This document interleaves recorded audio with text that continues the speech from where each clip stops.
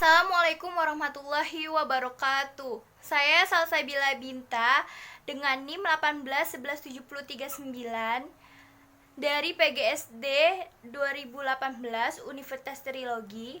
Di sini saya akan menjelaskan tentang pembelajaran tematik integrat. Yuk nonton video ini kalau kalian ingin tahu pembelajaran tematik integratif.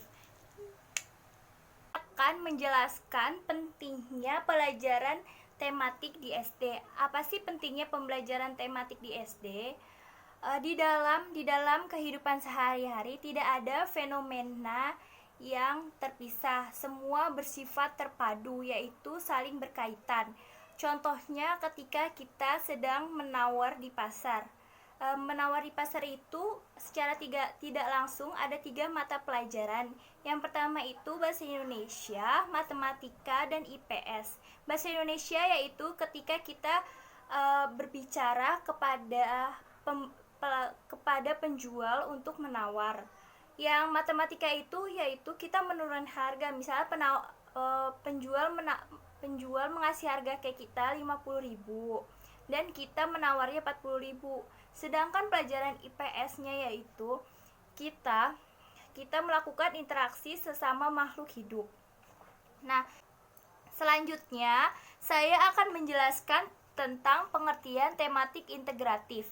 Pengertian tematik integratif yaitu pendekatan pembelajaran yang mengintegrasikan berbagai kompetensi dan berbagai mata pelajaran ke dalam satu tema. Misalnya di kelas 3 ada tema perkembangan dan pertumbuhan makhluk hidup.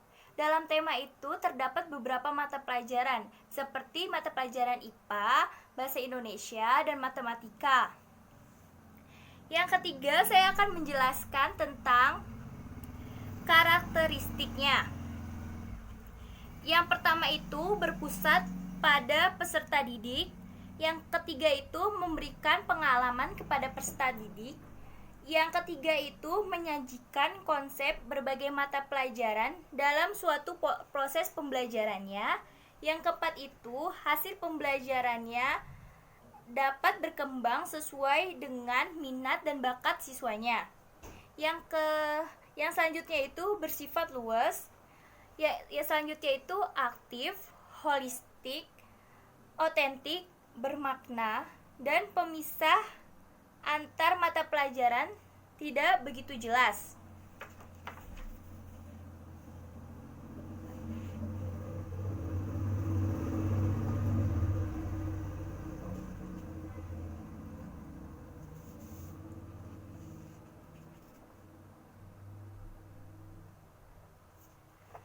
Selanjutnya itu ada prinsip-prinsip pembelajaran tematik. Di sini yang pertama itu ada prinsip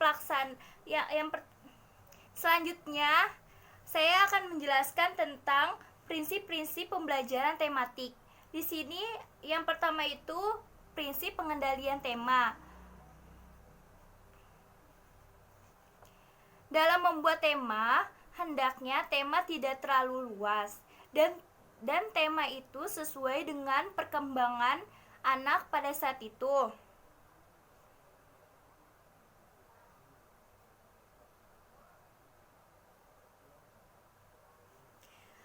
Tema juga harus bermakna dan tema juga harus berkesinambungan dengan kurikulum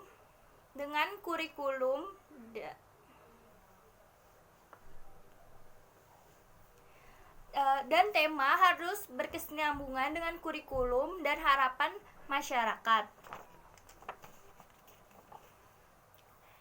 Selanjutnya yang kelima itu ada tujuan pembelajaran tematik.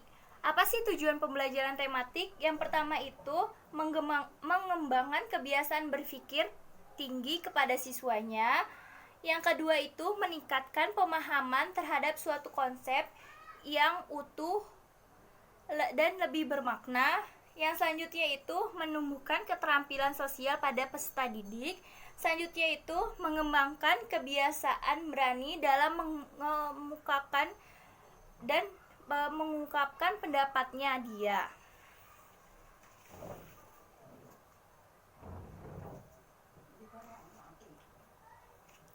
Selanjutnya itu ada prosedur pelaksanaan pembelajaran tematik.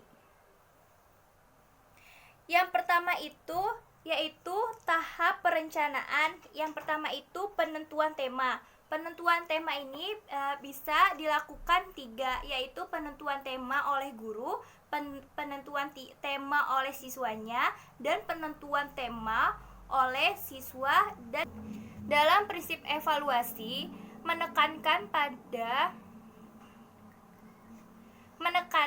pada evaluasi diri pada siswa dan menekankan pada evaluasi dari kognitif, efektif, dan psikomotoriknya,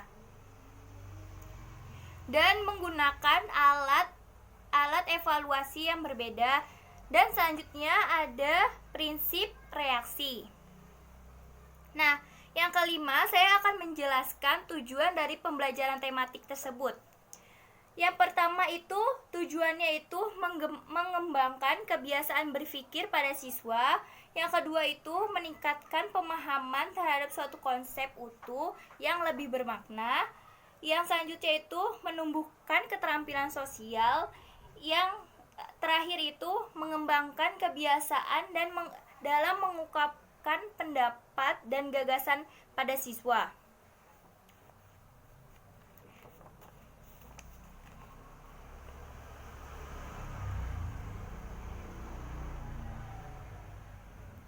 Nah, yang keenam itu saya akan menjelaskan tentang prosedur pelaksanaan pembelajaran tematik.